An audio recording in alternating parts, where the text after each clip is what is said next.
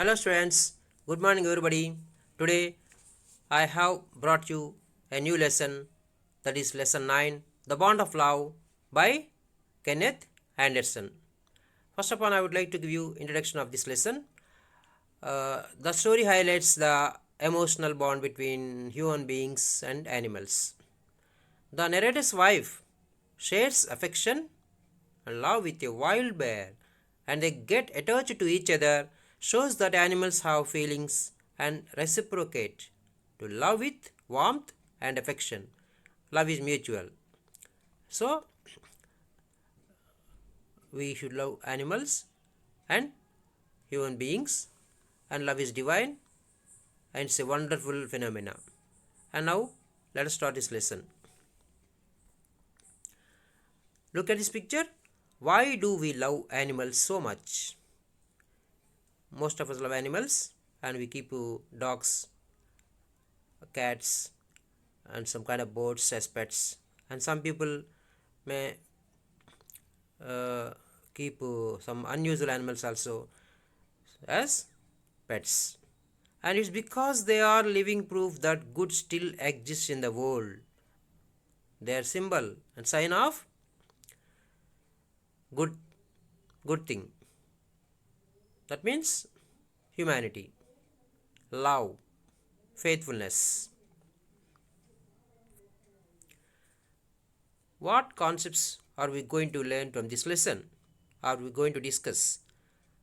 Animal human relationship, compassion towards animals. So the relationship between animals and human beings, how it should be. And compassion means love, care, and affection we show towards others. Compassion towards animals, as we love our family members, our friends, and the fellow beings, we are to love animals also. We must be kind to animals. And what are the characters, main characters in this story? Bruno, late Baba. First it was named as Bruno, and afterwards the name has been changed as Baba, the sloth bear. Sloth means a South African animal that usually lives in trees and moves very slowly. And the author and his wife. The vet. Vet means a veterinary doctor, a doctor who treats animals. The curator. Who is curator? A person in charge of the zoo, who takes care of the animals in the zoo, and he is in charge of the zoo. Others, friends. These are the main or important characters in the story. Let's learn about the author. Kenneth Anderson hailed from a Scottish family. He was born in Scotland. Scottish family settled in India for 6 generations. That means almost a long time. His father, Douglas Scott Anderson, what is his name? Douglas Stuart Anderson, was superintendent of the FMCA in Pune. It's one of the international organizations, looks after the finance and other monetary auditing and checking. Maharashtra, and dealt with the salaries paid to military personnel. This means accounting and everything, auditing. Having an honorary, means respectable role of captain. Anderson went to Bishop Cotton's Boys School and also studied at St. Joseph's College, Bangalore. He was sent to study law at Edinburgh, but he quit. He discontinued. He gave up studies and returned to India. He worked for 15 years in the Postal and Telegraph Department, the biggest and oldest department in our country, next to railways, and later worked at the British Aircraft Factory in Bangalore, so which is known as HAL, Hindustan Aeronautical Limited, currently in the rank of factory manager for planning. In 1972, he was diagnosed with cancer. He was affected with cancer, from which he died in 1974, just after 2 years. He was buried at the Hosur Road Cemetery. Cemetery means a burial ground usually for Christians. Okay, that's about the other. The bond of love is a story of emotional bonding between a woman, and a bear. The author once found an orphan sloth. I already gave you meaning of the word sloth. It's a kind of animal that usually lives in South America and other continents around it, and usually lives in trees and moves very slowly. Sloth bear, while passing the sugarcane fields near Mysore, when the other was going along with his friends, he happened to see a sloth bear passing through the sugarcane fields in Mysore nearby. Its parent was shot dead. What happened to its parent? The sloth bear parent. Somebody shot it dead. Shoot past tense, shot. Its parent was shot dead by the other's companions. Of course, the other's companions only shot it, and it died. And so the sloth was wandering, not knowing what happened to its mother. But the little creature, the small bear or the cub, ran around its prostrate parent. Prostrate means generally to lie on the ground facing downwards. Just if you go to temple, you may fall in front of the god, touching your entire body, just like that. Prostrate parent making a pitiful noise means sorrowful or miserable, and presented it to his wife. So the other brought it home and presented it to his wife as a gift. Look at this, how it fell. That's the position of prostrate. It was being shot dead. Look, I added some pictures to make this lesson lively and interesting. So this is the young sloth or cub which the other brought home and presented it to his wife as a gift. Okay, let's continue. The little sloth bear scooted into the sugarcane. That means ran over. Scoot means run very fast. Scooted into the sugarcane field, but the other followed it and was at last able to scruff off its neck. Means caught hold of. Scruff means to catch hold something or to drag by neck or something forcefully. Scruff off its neck when it snapped and tried to scratch him with its long hooked claws. What did the cub, the young one, do when the other tried to drag it? It tried to scratch him. Okay, and it has long hooked claws. The claw means the foot of the animal. Long, and hooked means twisted and pointed, very sharp. It tried to scratch him. It was then put in one of the gunny bags that the other was carrying. Gunny bag means bag made of jute, the coir of jute, that the other had carried, and took the little bear along with him to Bangalore. So as he cannot carry it alone as it is, it trying to injure him, and he put that young cub into the gunny bag that he was carrying, and he carried it to Bangalore along with him. He presented it to his wife, who was delighted, means felt very happy or glad, pleasant. After seeing the little bear, he took it home and presented or gave it as a gift to his wife, and she felt very happy. She christened it. Christen means to name a baby or an animal first time. She christened it Bruno. What was the name given to the cub or young bear by the other's wife? Bruno. And loved him deeply, and they started loving and caring it. Look at this young cub. Does it look very playful? Do you like it? Look. Okay. She put a colored ribbon around Bruno's neck, and soon Bruno took to drinking milk from a bottle.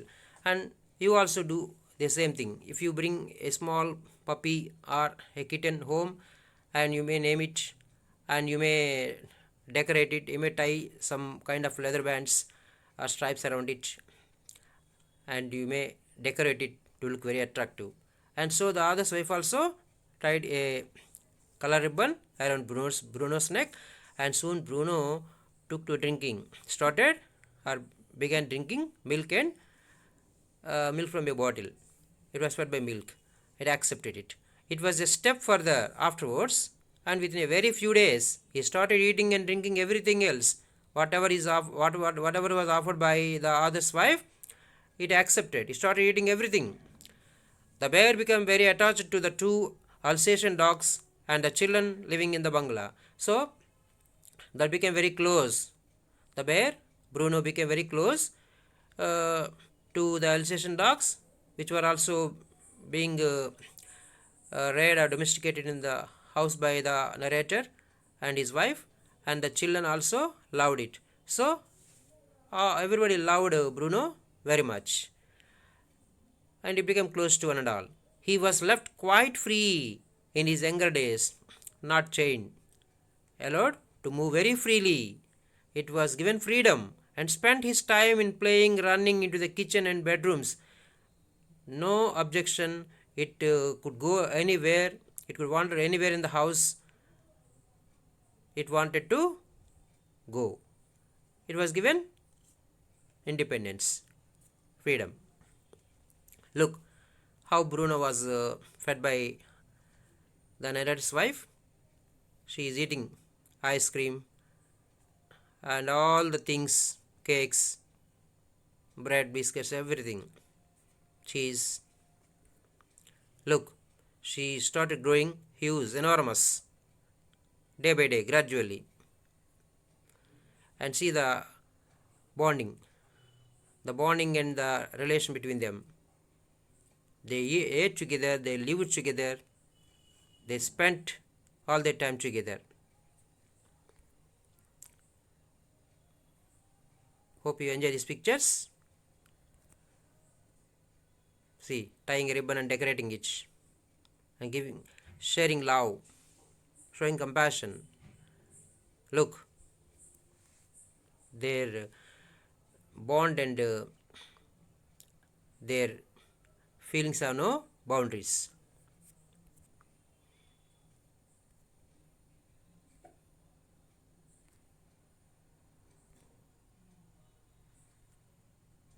Hope you enjoy these pictures that I added here and there. Okay, one day an incident befell him. An incident occurred. He met with an accident. What was the accident that happened to Bruno? The other had out down poison, some kind of chemical substance bearing carbonate, to kill the rats and mice that had gone into his library. So there were many rats and mice causing a lot of disturbance and spoiling the books and everything. So mouse is singular, mice is plural. So in order to kill them, he brought some kind of chemical substance which is highly poisonous, bearing carbonate. Bruno entered the library as he often did, and he ate some of the poison. And you know that it was allowed to move freely all over the house, and as usually it went into the library and it mistook the chemical substance bearing carbonate for some kind of food, and it swallowed something, and immediately it was paralyzed. Paralysis set in means started, to the extent a nervous disorder, to the extent that he could not stand on his feet. That means immediately after eating, it felt very nervous, and it started staggering, could not even stand, and gradually started becoming weak, could not even stand firmly. And he was rushed in the car to the vet's residence. So nearby there was a veterinary doctor's house, and he was immediately taken for treatment. He was floundering. Floundering means, what's the meaning of floundering? Struggling hard to move. About on his stumps. Stumps means the short bottom legs. But clearly weakening rapidly. But as the time passes, it's becoming very weak and feeling lethargic. Some vomiting, heavy breathing with heavy flanks and gaping mouth. And it felt breathing also very difficult, and its condition is deteriorating, decreasing. He was given 10 cc of the antidote, and after 30 minutes he showed signs of improvement. The veterinary doctor had given an injection in the required dose, and immediately after half an hour it showed signs of improvement. Its condition became better. Look how it was hospitalized and treated. Just for fun I added this. And see how it started feeling after its recovery. The months rolled on, time passed away. In course of time rolled on, and Bruno had grown many times the size he was when he came. He became enormous, huge in size, looked like a mountain. He had equaled the Alsatian dogs in height. We discussed that there were two Alsatian dogs with whom with whom Bruno was very close or friendly, and now it almost grew up to the size of the Alsatian dogs in height and had even outgrown them. See, it looked enormous, but larger than them, and dominated them, but was just as sweet, just as mischievous, means naughty, just as playful. But its attitude was same. It was naughty, playful, friendly, etc.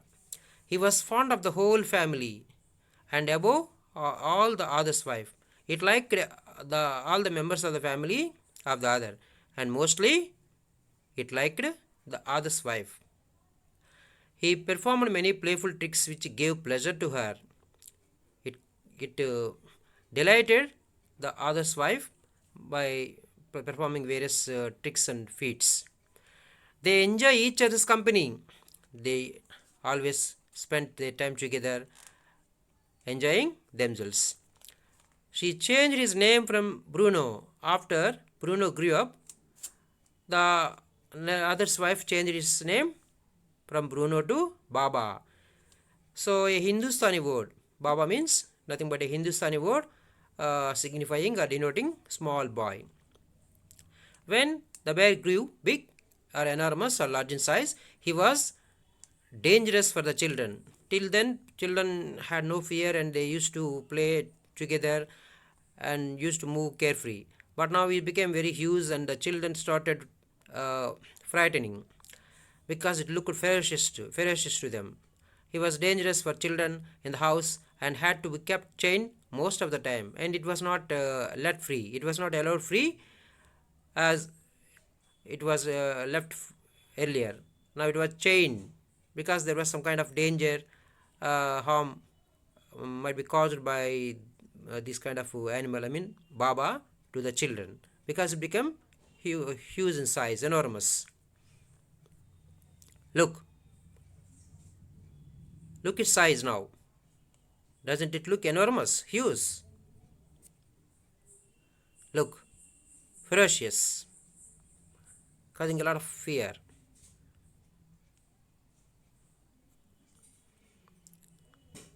Look, the bond between Baba alias Bruno and the other's wife. It was everything to them, but best companion to them. Look, the other decided to send him to the zoo as it became very naughty and mischievous and causing a lot of trouble to the neighbors and the small children living nearby. The other decided to send Baba to the zoo. His departure means sending off was very painful for the other's wife. She could not digest. That was really very unhappy moment for the other's wife as Baba was sent off to the zoo. The whole family missed him greatly and everybody felt miserable, unhappy. But there was no alternative. The wife was inconsolable. Nobody could console her, comfort her. She wept and fretted. She wept, cried bitterly. Fretted means worried, feeling unhappy, not relaxed. For the first few days, she would not eat a thing. She stopped eating also. She could not live without Baba.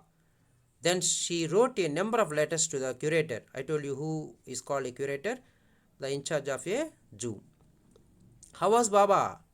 Back came the replies. Of course, the curator or the personnel from the zoo also replied to her. They wrote reply to her letters. Answer. Well, but fretting. Okay, Baba is alright, but worrying. Not eating food. He refused food too. Because as the narrator's wife stopped eating in the memory of Baba, Baba also was separated. It also, like humans, had the same feelings. It also stopped eating food because of not seeing her caretaker. That means the other's wife. Finally, she asked her husband to visit Baba in the zoo. Friends had conjectured that the bear would not recognize her. So she requested her husband that they would visit the zoo to see Baba. But the other's friends conjectured means formed an opinion by guessing. That means they guessed, they predicted that the bear would not recognize her because it was a long time that the Baba was sent to zoo, and they expected or they assumed that the animal, I mean the bear, Baba, would not recognize the narrator and his wife. He howled with happiness, but against their expectation, Baba howled means cried a lot with happiness, pleasure after seeing the author and his wife. She could not forget. She ran up to him, petted him. The narrator's wife ran up to him. Petted means just gave a loving touch through the bars. Where was he kept? In prison cage. And he stood on his head in delight. The animal stood on its head. You go upside down. In delight means lot of happiness, pleasure. Look, it was caged. Just like us, animals also need freedom. They have also feelings, love, emotions, feelings, etc. We should not cage them. They should be given freedom or liberty. The other's wife gave him tea, lemonade, cake, ice cream, and what not, because it was fed with everything previously, and she offered everything that she brought. They both felt relieved, felt very happy and relaxed on seeing each other. Both have same feeling. Then the closing time came. Okay, the zoo was about to close, and they were asked to come back, and they had to leave the zoo. The wife cried bitterly, Baba cried bitterly, both cried bitterly because they have mutual love and affection. Even the hardened curator, the curator who used to look after the zoo, the in charge of the zoo also, actually he was very tough, very cruel, and very strict, and he also started feeling emotional because of the bond between the narrator's wife and Baba. Even the hardened curator and the keepers, the remaining people who were present in the zoo, felt depressed, disappointed. She requested the curator that she wanted to take Baba back home, but actually it will not be accepted. They will not be given home back. He refused by saying that the curator said that he cannot give away, that is government's property, he has no right to give it back. But if his boss, that means a higher official authority, who is that? The superintendent at Bangalore, agrees, accepts, certainly she may have him back. But if he accepts, she would get it back. It's up to him. The other and his wife met superintendent in Bangalore, a tearful pleading means urging or requesting. They requested him pitifully, humbly, and he understood the situation. Baba and I are both fretting, worrying, or feeling unhappy or disappointing for in the separation of each other. We wanted to be together. Will you please give him back to me? I want to get Baba back. I want to take him home. He was a kind hearted man. The superintendent of the zoo was very liberal, kind hearted. And so he consented, means accepted, granted permission. Not only that, but he wrote to the curator telling him to lend them a case for transporting the bear to Bangalore. Of course, how could they carry that to Bangalore from zoo? It was a huge animal, and people might get frightened. So a case was given for transporting Baba to Bangalore. See, he gave him a good or lot of privilege. Look how animals feel when they were caged. Do you accept if you are shut inside the house and not allowed to go anywhere, despite providing all the comforts and facilities by your parents? One day, 2 day, you can enjoy. But afterwards, you would like to go and enjoy and play with your friends and spend your time freely. You would like to be like a flying bird. So animals also want freedom. They are no exception. In a few days, they built an island. Okay, Baba was brought home, and all the facilities were created or arranged or provided. In a few days, the author and his wife built an island, a separate cabin. For that, island means a piece of land surrounded by water on the four sides. An island for the sloth bear, that means Baba alias Bruno. The author's wife spent hours sitting on a chair playing with Baba while he sat on her lap, just like a mother and child. They spent their time together, leisurely. The bonding between the human and the animal was very strong. They were inseparable. See how strong, how divine. Look at this. Look at the bond.